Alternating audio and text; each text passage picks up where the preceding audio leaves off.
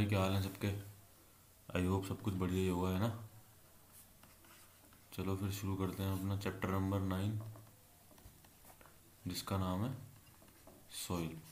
आज हम लोग अपनी सॉइल के बारे में पढ़ेंगे कि हमारी सॉइल क्या है, क्या सीन है उसका, कितनी लेयर्स होती हैं, कौन सी कितने टाइप्स की सॉइल होती हैं।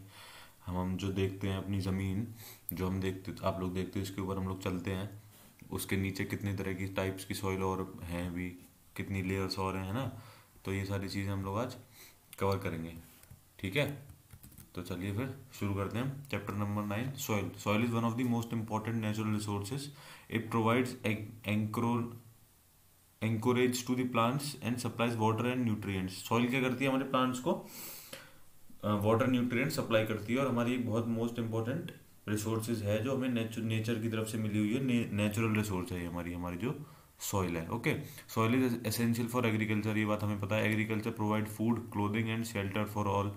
Soil is thus an inseparable part of our life. मतलब अगर सॉइल नहीं होगी तो लाइफ भी पॉसिबल नहीं है, क्योंकि उसकी सॉइल नहीं है तो फिर एग्रीकल्चर नहीं होगा, एग्रीकल्चर नहीं होगा तो फूड नहीं होगा, फूड नहीं होगा, क्लोथिंग नहीं होगी, शेल्टर नहीं मिल पाएगा हमको। जब ये सारी चीज़ें नहीं हो पाएंगी तो फिर कैसे लाइफ पॉसिबल होगी, लाइफ पॉसिबल नहीं हो सकती फिर।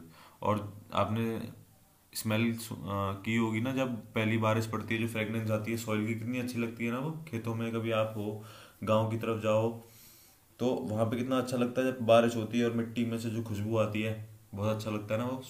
तो द अर्थी fragrance of soil after the first rain always refreshing, refreshing feel होता है हमें उससे।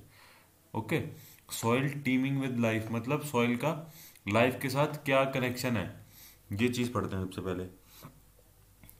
One day during the rainy season Paheli Boojho observe an earthworm coming out of the soil, ठीक है।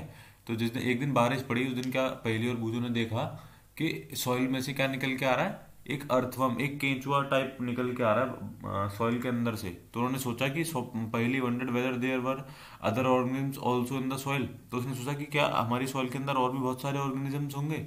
हाँ भाई, जरूर होंगे, क्यों नहीं होंगे। वो सारी चीजें हम अब आगे पढ़ेंगे। देखो पहली क्या कह रही है, I wonder why I found some pieces of plastic articles and polythene bags in the soil sample collected from the road side in the garden. Road side and the garden, हमने गार्डन और road side से कुछ soil का sample collect किया, तो उसमें पहले को क्या मिला, बहुत सारे polythene bags and plastic bags मिले। तो उससे क्या होता है, उससे ये होता है कि जो हमारे ऑर्गेनिजम्स हमारे सॉइल में रहते हैं वो मर जाते हैं, हमारी जो सॉइल है उसकी जो फर्टिलिटी है वो कम होती है। तो ये इसीलिए हम मना करते हैं कि पॉलिथीन बैग्स और प्लास्टिक बैग्स को इधर उधर कहीं नहीं फेंकना चाहिए, इससे हमारा पूरा एनवायरनमेंट पोल्यूट होता है। Polythene bags and plastics pollute the soil. They also kill the organisms living in the soil. That is why there is a demand to ban the polythene bags and plastics. Other substances which pollute the soil are a number of waste products, chemicals and pesticides. Waste products and chemicals should be treated before they are released into the soil. ठीक है। तो जो factories, जो जो जो क्या कहते हैं, ये सारे लोग जो होते हैं, वेस्ट प्रोडक्ट जो केमिकल्स अपने सॉइल में छोड़ते हैं, इनको क्या करना चाहिए, पहले इनको ट्रीट करना चाहिए ताकि ये इतने ज़्यादा हार्मफुल ना रहे सॉइल के लिए। Okay, they the use of pesticides should be minimise. जो हम लोग पेस्टिसाइड्स का यूज करते हैं वो सारी चीज़ें हमें कम कर देनी चाहिए। अब देखो आपको क्या करना है, एक ग्लास में पानी लेना और अपने कहीं से भी मिट्टी लेके आना थोड़ी सी, ठीक है। उस मिट्टी को इस पानी में डालना और घोल देना अच्छे से, और घोलने के बाद थोड़ी देर उसको अनडिस्टर्ब छोड़ देना, मतलब उसको छेड़ना मत बिल्कुल भी। तो आप देखना कि ऐसी लेयर बन जाएंगी आपके ग्लास में। ग्लास लेना कांच का, ताकि आप देख सको, ठीक है।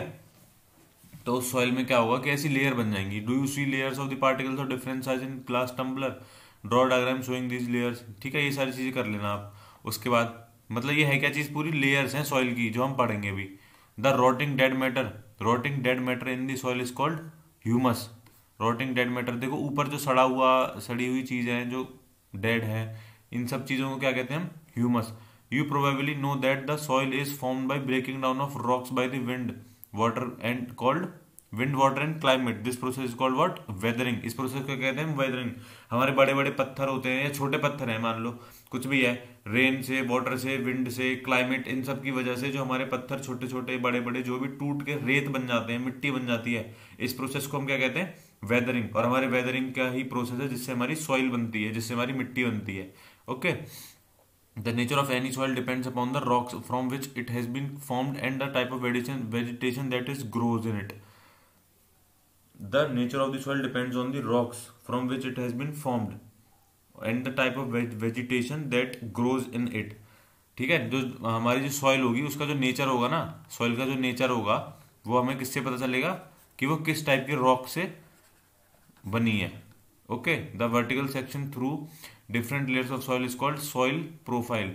इसको पूरी इस पूरी प्रोफाइल को क्या कहेंगे हम, ये हमारी सॉइल प्रोफाइल है। इसमें डिफरेंट टाइप्स ऑफ जो लेयर्स हुई हैं ये हमारी सॉइल प्रोफाइल है। ईच लेयर डिफर्स इन फील, मतलब हम आप इसको छू के देखोगे ना जब मिट्टी को, तो आपको हर लेयर में से अलग अलग फील आएगा छूने में। कोई चिकनी लगेगी, कोई ऐसा लगेगा रेतीला रेतीला, कोई लगेगा कि आपने कंकड़ वंकड़ छू लिए हैं।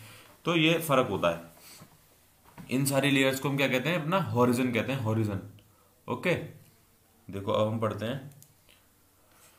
अब हम देखते हैं कि we usually see the top of the, हम मोस्टली हमें क्या दिखता है, हम जहाँ पे घर पे रहते हैं कहीं भी बाहर निकलते हैं तो हमें बस ये वाली लेयर दिखती है सॉइल की। नीचे वाली लेयर तो दिख नहीं पाती। नीचे वाली लेयर हमें ये वाली लेयर ये लेयर कब दिख पाती है, जब आपका कभी घर बन रहा हो तो आप अपनी नींव खुदवाते हो ना, उस टाइम पे जब जेसीबी या कोई भी ऐसा काम हो रहा हो तो उस टाइम पे देखना ऐसे काम में, है ना। जब खेती होती है, अगर गाँव वाँव में गए हो तो वहां पे अगर कभी कोई कुआं खुद रहा है या कोई गड्ढा खुद रहा है गहरा, तब आप देखना कि आपको ये डिफरेंट टाइप ऑफ लेयर्स जो है देखने को मिल जाएंगी। The uppermost horizon is generally dark in colour as it is rich in humus and minerals. जो हमारा अपर मोस्ट लेयर होती है, जो हमारी अपर मोस्ट लेयर है ये वाली लेयर, ये क्या होती है, डार्क इन कलर है। क्यों होती है डार्क कलर की, क्योंकि ये किसमें रिच होती है, हमारे ह्यूमस में। ह्यूमस अभी बताया था ना, जो डेड और रॉटन चीजें थी जो हमारी उनमें रिच होती है, वो चीज इसमें ज्यादा होती है अपर मोस्ट लेयर में, ह्यूमस और हमारे मिनरल्स। इसकी वजह से ये क्या होती है, डार्क कलर की होती है। This layer is generally soft layer होती है। पोरस मतलब इसमें से हम अच्छे से, पोरस मतलब इसमें से कोई भी चीज आर पार जा सकती है। जैसे हमने पानी डाला या फिर कोई भी चीज, जैसे हमारे प्लांट्स की रूट्स हैं, ये सारी चीजें इसमें से इधर उधर ऊपर नीचे जा सकती हैं। ठीक है। And can retain more water मतलब ज्यादा पानी इनमें इसमें रुक सकता है। इस जो हमारी टॉप सेल होती है, it is called topsoil और द ए हॉरिजन। या तो इसको हम क्या कहते हैं, टॉप सेल, या फिर हम इसको क्या कहेंगे, ए हॉरिजन। ओके, ये हो गई हमारी बात। This provide shelter for many living organism such as worms, rodents, moles and beetles. बहुत सारे ऑर्गेनिजम्स को, बहुत सारे कीड़े मकोड़े, इंसेक्ट्स को हमारी जो टॉप सॉइल है वो क्या देती है, शेल्टर देती है। The roots of small plants are embedded entirely in the topsoil. जो छोटे छोटे हमारे प्लांट्स होते हैं उनकी जो रूट्स होती हैं वो टोटली एम्बेडेड होती है हमारी टॉप सॉइल में। Okay, the next layer has a lesser amount of humus but more of minerals. This layer is generally harder and more compact and it is called the B horizon or the middle layer. देखो ऊपर वाली A horizon से जो हमारा B horizon होगा वो क्या होगा, हार्ड होगा। ठीक है, इसमें क्या होंगे, छोटे मोटे पत्थर वत्थर देखने को मिल जाएंगे आपको, जैसे कि यहाँ पे ये हैं। ये हो गई हमारा क्या, बी होरिजन हो गया। The next layer is lesser amount of humus, जो होगा वो उसमें कम होगा, लेकिन मिनरल्स जो होंगे वो as comparison to the topsoil, as comparison to the A horizon, B horizon में हमारे हमको मिनरल्स ज्यादा मिलेंगे बट हमारे ह्यूमस जो होगा वो बहुत कम होगा। Okay, this layer is generally harder and more compact and it is called the B horizon और द मिडिल लेयर। हमारी बी होरिजन कवर हो गई। The third layer is the C horizon which is made up of small lumps of rocks with cracks and crevices. जो हमारा सी horizon होगा ना, ये किससे बनेगा, लंप्स मतलब लंप आप कह सकते हो गांठ टाइप। ठीक है, गांठ टाइप होंगी इनमें, मतलब एक गुच्छा गुच्छा सा मिट्टी का नहीं होता, ढिला जैसे आप कहते हो, गांव की भाषा में बोले तो ढिला, मिट्टी का ढिला होता है ना, ऐसे मिट्टी का ढिला होगा इसमें, और आपको पत्थर मिल जाएंगे। तो ये सारी चीजें आपको सी ओरिजिन में मिल जाएंगी। बिलो दिस लेयर, इसके बाद नीचे आपको मिलेगा बेड रॉक, जिसमें आपको टोटली पत्थर मिलेंगे। ठीक है, डिग विद, इसको हम अपने क्या कहते हैं, स्पेड, फावड़े से या फिर खुरपी से, इन सबसे हम इसको डिग नहीं कर सकते, ये बहुत हार्ड होती है क्योंकि इसमें पत्थर होता है। ओके, ये वाली बात हमारी कंप्लीट हो गई। आई होप कि आप लोगों को हमारी सॉइल प्रोफाइल समझ में आई होगी। टॉप सॉइल या फिर ए हॉरिजन, मिडिल सॉइल या फिर बी हॉरिजन, सी हॉरिजन, उसके बाद हमारा बेड रॉक। ह्यूमस हमारा सबसे ज्यादा ए हॉरिजन में होता है, बी हॉरिजन में ह्यूमस कम होता है बट मिनरल्स ज्यादा होते हैं as compare to the A horizon. C horizon में हमें लम्प्स मिलेंगे, छोटे छोटे रॉक्स मिलेंगे। उसके बाद हमारा बेड रॉक आएगा जिसमें हमको टोटली रॉक्स मिलेंगे। ओके, ये वाली बात हो गई हमारी। अब हम आते हैं अपनी सॉइल के टाइप्स पे। हमारी सॉइल कितने टाइप्स की होती है, देखो हमारी सॉइल होती है 3 टाइप की, clayey, sandy and loamy soil. Okay, as you know, weathering of rocks produce small particles of various material. These include sand and clay. The relative amount of sand and clay depends upon the rock from which the particle were formed. That is the parent rock. मैंने अभी बताया था आपको पहले भी कि soil का type हम उसी से बता सकते हैं कि वो कौन से रॉक से निकली है, कौन से रॉक से टूट के बनी हुई है। The mixture of the rock particles and humus is called the soil. Rock particles और ह्यूमस का जो मिक्सचर हो जाता है उसी को हम क्या कहते हैं, soil. Okay, living organism such as bacteria, plant roots and earthworm are also important parts of any soil. ये सारी चीजें भी हमें सॉइल में मिल जाती हैं। The soil is classified on the basis of the proportion of particles of various sizes. देखो soil को हम कैसे क्लासिफाई कर सकते हैं, उसके सॉइल के पार्टिकल्स पे, ठीक है। If soil contains greater proportion of big particles it is called Sandy soil. Sandy soil क्या होगी हमारी, ज्यादा प्रोपोर्शन होगा किसका, देखो अब आपकी सॉइल है, ये मान लो आपके पास सॉइल है, इसमें आपने 10 पार्टिकल निकाल लिए किसी भी सॉइल के, ठीक है। इस 10 पार्टिकल में से अगर 8 पार्टिकल तो बड़े हैं, बिग पार्टिकल्स हैं, और 2 पार्टिकल कौन से हैं, छोटे, यानी स्मॉल पार्टिकल्स हैं 2, तो इस टाइप की सॉइल को हम क्या कहेंगे, ग्रेट प्रोपोर्शन। 8 हो गया ना ग्रेट प्रोपोर्शन, ज्यादा प्रोपोर्शन किसका हुआ, बड़े बड़े सॉइल के, बड़े पार्टिकल्स का। तो इस टाइप की सॉइल को क्या कहेंगे हम, हमारी सैंडी सॉइल कहेंगे। ओके, अब आते हैं दूसरी सॉइल पे। If the proportion of fine particles is relatively higher then it is called clayey soil. अब देखो उल्टा कर लो इसका, हमारे पास 10 पार्टिकल हैं, जिसमें से हमारे 8 पार्टिकल तो स्मॉल हैं और 2 पार्टिकल कौन से हैं, बिग हैं। तो ये वाली ऐसी टाइप की सॉइल कौन सी होगी हमारी, क्लेई सॉइल, जिसमें छोटे साइज के जो पार्टिकल्स हैं उनका प्रोपोर्शन ज्यादा है एज कंपेयर टू दी बड़े साइज के पार्टिकल्स, ठीक है। तो आई होप कि आपको दोनों टाइप की सॉइल क्लियर हो गई होंगी, हमारी clayey soil and Sandy soil. ये हो गई हमारी बात। और देखो तीसरी कौन सी होती है, if the amount of large and small particles is about the same. जैसे कि 10 पार्टिकल्स है हमारे, तो एक 5 दोनों, बड़े भी 5 छोटे भी 5, या फिर 6 4, ऐसे कुछ भी हो, मतलब अराउंड इक्वल हो सकते हैं, इक्वल हो, तो उस टाइप की सॉइल को क्या कहेंगे हम, लोमी सॉइल। मतलब इक्वल प्रोपोर्शन में आप सैंडी सॉइल और क्लेई सॉइल को इक्वल प्रोपोर्शन में अगर मिला दोगे तो आपको एक नई सॉइल मिलेगी जिसको हम कहेंगे loamy soil. Okay, thus the soil can be classified as sandy, clayey and loamy. देखो 3 तरह की सॉइल है हमारी, sandy, clayey and loamy. The size of the particles in a soil has an influence on its properties. Sand particles are quite large, they can not fit close together. Sandy particles की जो particles होंगे वो बड़े होंगे, तो एक दूसरे के ज्यादा पास नहीं आ पाएंगे, वो दूर दूर रहेंगे थोड़े। So there are large space between them. अब जब सैंडी सॉइल के पार्टिकल्स के बीच में स्पेस ज्यादा है, तो इनके स्पेस के बीच में क्या आ जाएगी हमारी, एयर आ जाएगी। We say that the sand is well aerated. ज्यादा एयर है, मतलब हमारी सॉइल कैसी है, वेल एरिएटेड है। Water can drain quickly through the spaces between the sand particles. अब आप सैंडी सॉइल में पानी डालोगे तो वो जल्दी से, बहुत जल्दी नीचे चला जाएगा, ठीक है। तो ये चीज होगी इसमें। So sandy soil tend to be light, well aerated and rather dry, ठीक है। तो जो सूखी सॉइल होगी है ना हमारी, जिसके पार्टिकल्स लार्ज होंगे, जिसमें पानी ज्यादा रुकेगा नहीं, ऐसी सॉइल को हम क्या कहेंगे, सैंडी सॉइल। ये उसकी प्रॉपर्टीज हो गई। अब इसी के अपोजिट क्लेई सॉइल होंगे, इनके बीच में, इनके पार्टिकल्स के बीच में स्पेस बहुत कम होगी, एयर बहुत कम होगी, और इनकी जो ये जो वाटर होल्डिंग कैपेसिटी होगी क्लेई सॉइल की, ये as compare to the sandy soil ये ज्यादा होगी। Okay, they are heavy as they hold more water than the sandy soil. ये चीज मैंने अभी आपको बताई, ठीक है। आई होप ये भी क्लियर होगा आपको। अब आते हैं अपनी लोमी सॉइल पे। The best top soil for growing plants is loamy soil. Loamy soil कौन सी बेस्ट है, लोमी सॉइल बेस्ट है किसके लिए, प्लांट के ग्रो के लिए, because loamy soil is a mixture of sand, clay and another type of soil mixture called silt. Loamy soil जो है वो हमारी 3 चीजों से मिलकर बनी है, Sandy soil, clayey soil and silt. Silt occurs as a deposit in river beds. The size of the silt particles is between those of sand and clay. Silt के जो particles होते हैं ना, वो हमारे sand particles, sandy soil के particles और clay soil के particles के बीच के जो particles होते हैं उनको हम silt particles कहते हैं. Okay. The loamy soil also has humus in it. It has the right water holding capacity for the growth of plants. तो loamy soil के पास humus भी होता है और right holding, water holding capacity होती है, ताकि हम उनमें प्लांट को वो ग्रो कर सके। ओके, अब देखो ये बूझो पूछ रहा है कि मटके और ये सारी चीजें किन से बनती हैं, तो ये किससे बनती हैं, हमारी क्लेई सॉइल से बनती हैं हमारे मटके और ये सारी चीजें। ओके, ये हुई हमारी बात। अब हम आते हैं अपनी सॉइल की प्रॉपर्टीज पे। देखो पर location rate of water in the soil.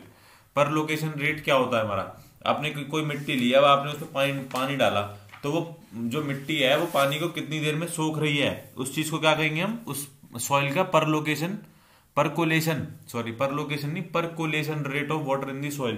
कितनी देर में उसको वो सोख लेगी पानी को, उसको हम कहेंगे percolation rate of the soil. अब आपने देखो एक अब अपने घर के ऊपर पत्थर, अपने आपके घर में पत्थर लग रहा होगा ना, अब आप उसमें पानी फैला देना, वो कभी भी सूख जाएगा, पानी इवेपोरेट हो जाएगा, बट वो पत्थर उसको सोखेगा नहीं। अब यही आप अपनी क्यारी में डालना, अपने गार्डन में जाके पानी डालना, तो वहां की जो मिट्टी होगी वो उसको सोख लेगी। ठीक है, तो इसी को क्या कहते हैं, percolation rate of the soil. Percolation rate को हम कैसे मेजर करते हैं, अमाउंट ऑफ वाटर, आपने सॉइल में कितना वाटर डाला, एमएल में ले लो उसको, और उसको कितनी देर लगी सोखने में, वो मिनट में क्या कहते हैं, मिनट में कर लो उसको कैलकुलेट। तो जैसे आपने लिया कि आपने आपके अपनी सॉइल में 200 ml पानी डाला जिसको 20 मिनट लगे सोखने में, तो उसका रेट ऑफ परकोलेशन क्या हो गया, 200 ml by 20 minute, amount of water upon time, this is 10 millilitre पर मिनट। मतलब वो सॉइल जो होगी वो आपकी हर मिनट में 10 मिलीलीटर वाटर को क्या करेगी, परकोलेट कर देगी। तो ये हो गई हमारी सॉइल की पहली प्रॉपर्टी। आई होप आपको ये समझ में आई होगी। उसका आता है हमारा मॉइस्चर ऑफ द सॉइल। हमारे सॉइल में क्या होता है, मॉइस्चर होता है ना। आप देखना सॉइल सैंपल को पानी में, मतलब एक सॉइल सैंपल लेना, उसको बर्नर, एक टेस्ट ट्यूब में डाल के उसको बर्नर पे रख देना, तो आप देखोगे कि इसमें से क्या होगा, वाटर ड्रॉपलेट्स इवेपोरेट होंगी, और जो टेस्ट ट्यूब का माउथ होगा यहाँ पे जाके वो डिपॉजिट हो जाएंगी, यहाँ से कंडेंस होके, सॉरी यहाँ से इवेपोरेट होके वो बनेंगी वेपर, और यहाँ पे जाके कंडेंस बन के ड्रॉपलेट्स बन के आपके टेस्ट ट्यूब पे चिपक जाएंगी। तो इससे क्या पता चलता है हमें कि हमारी सॉइल के अंदर क्या है, हमारी सॉइल के अंदर क्या है भाई, हमारी सॉइल के अंदर क्या है, मॉइस्चर है हमारा। ओके, हमारी सॉइल हमारी मॉइस्चर भी करती है अपने साथ carry. Absorption of water bye soil, absorption of water bye soil, soil, ये सारी चीजें, absorption of water in the soil, ये हम इस फॉर्मूले से कर सकते हैं। देखो, initial volume of water in the measuring cylinder, ये हमने यूएमएल ले लिया। Final volume of the water in the measuring cylinder, ये हमने वीएमएल ले लिया। ठीक है, volume of water absorb by the soil, जैसे कोई सॉइल ली, उसमें पहले वाटर था कुछ एमएल, उसके बाद हमने उसमें और वाटर मिला दिया, तो उसके बाद कुछ एमएल हो गया, तो उससे हमें पता चल जाएगा ना कि अगर पहले 100 था, उसके बाद हमने पानी और मिला दिया, तो उसने 50 ml, जैसे पहले 100 ml था किसी सॉइल में वाटर, ठीक है, हमने उसके बाद उसमें और वाटर डाल दिया, उसके बाद उसमें पानी हो गया 150 ml, तो हम अपने 150 में से 100 को माइनस कर देंगे, तो इससे क्या पता चलेगा हमें कि हमारा जो सॉइल की वाटर होल्डिंग कैपेसिटी है, एब्जॉर्प्शन कैपेसिटी, वो 50 ml है। Okay, volume of water absorb by the soil, ये हो गया। Weight of water absorb by the soil, ये ग्राम में भी निकल सकता है। ये हो गई हमारी बात। ठीक है, आई होप आप लोगों को ये सब समझ में आया होगा। आप देखो, ये कुछ क्वेश्चन पूछ रहा है, विच soil would have the highest percolation rate. Highest percolation rate किसका होगा, सबसे जल्दी कौन एब्जॉर्ब कर लेगा, सबसे जल्दी एब्जॉर्ब कौन कर लेगा वाटर को, परकोलेशन रेट सैंडी सॉइल कर लेगी ना सबसे जल्दी, क्योंकि उसके बीच के पार्टिकल्स के बीच में डिस्टेंस क्या होता है, ज्यादा होता है। सबसे लोएस्ट किसका होगा, क्लेई सॉइल का। क्यों क्लेई सॉइल का क्यों होगा, क्योंकि वो उसके पार्टिकल्स के बीच में डिस्टेंस कम होता है, इसलिए वो वाटर को एब्जॉर्ब ज्यादा जल्दी नहीं कर पाएगी। ये हो गई हमारी बात। Which type of soil retain the highest amount of water and which retains the least. Can you suggest any method to let more water percolate and reach the water underground. ठीक है, तो ये सारी चीजें आप लोग देख सकते हो। अब आते हैं हमारी सॉइल एंड क्रॉप्स। अब डिफरेंट टाइप्स ऑफ सॉइल में डिफरेंट टाइप्स ऑफ क्रॉप्स हम ग्रो करते हैं। तो ये सारी चीजें, जैसे कि हमारी ब्लैक सॉइल है, ब्लैक सॉइल में हम अपनी कॉटन को करते हैं। एल्यूवियल सॉइल है, एल्यूवियल कह सकते हो, सैंडी सॉइल कह सकते हो। ये सारी चीजें जो नॉर्दर्न यूपी में, नॉर्दर्न इंडिया में मिलती हैं, इन सब में हम व्हीट, बाजरा और मस्टर्ड, ये सारी चीजें ग्रो कर लेते हैं। डिफरेंट टाइप ऑफ सॉइल्स, उसके लिए डिफरेंट टाइप ऑफ क्रॉप्स होती हैं।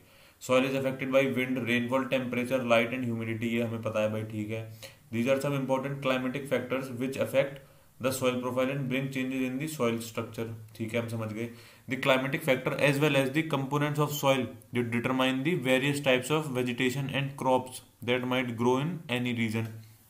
देखो, clay and loamy soil are both suitable for growing like wheat and gram. Such soils are good at retaining water, है ना।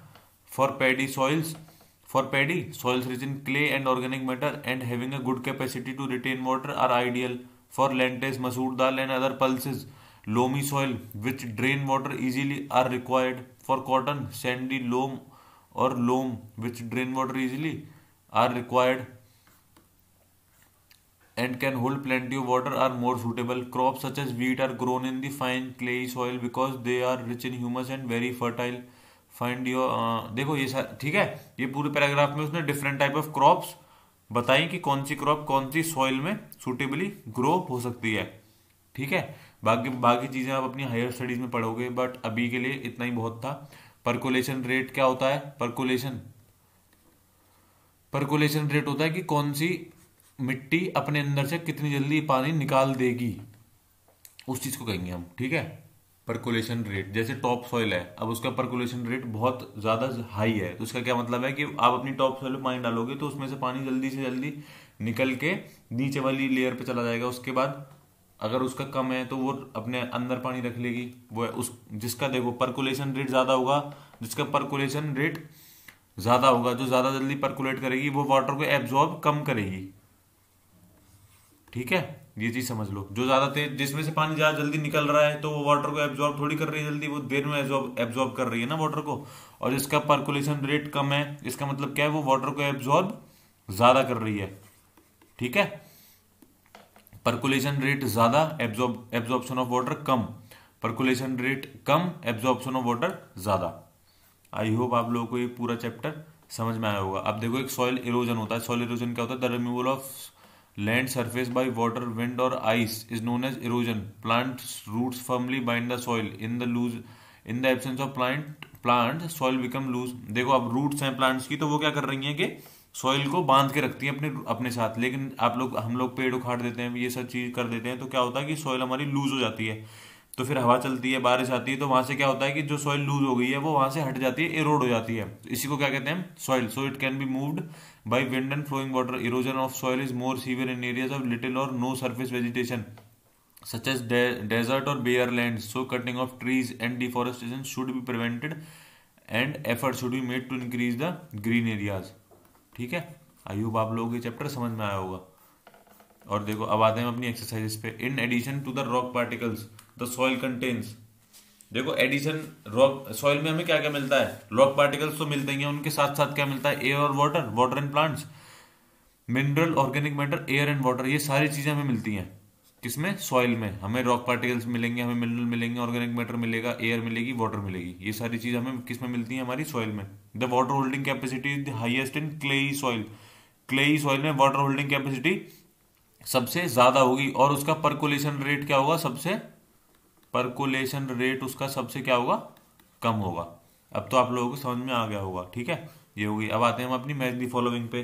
Match the following, a home for all living organisms is all kind of soil.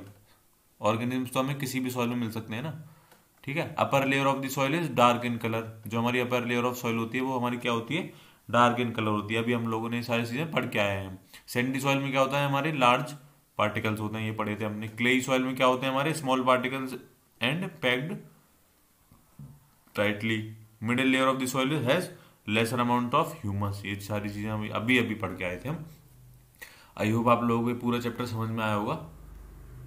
मैंने पूरी कोशिश की है इसको अच्छे से समझाने की, ठीक है गाइस। तो ये था हमारा चैप्टर, जो सॉइल, यही सब था बस इस चैप्टर में, nothing else. So thank you so much for watching this video. Please like, share and subscribe. Thank you so much.